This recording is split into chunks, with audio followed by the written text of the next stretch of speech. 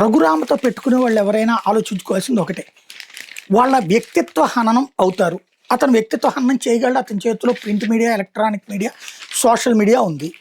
తెలుగుదేశం అనుకూల మీడియా అంతా అతన్ని కోసం పనిచేస్తుంది. అట్లాంటప్పుడు ఆయన జోలికెళ్తే ఏమొరుగుతుంది? ఇప్పుడు అతని పేరేంటది? వెంకటేశ్వరరాజు.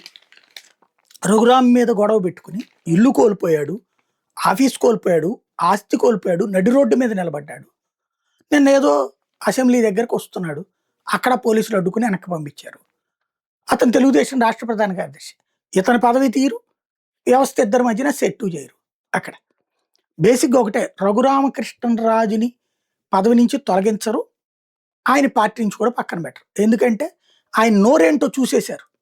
ఆయన నోటికి జగన్ సర్వనాశనం అయ్యాడు.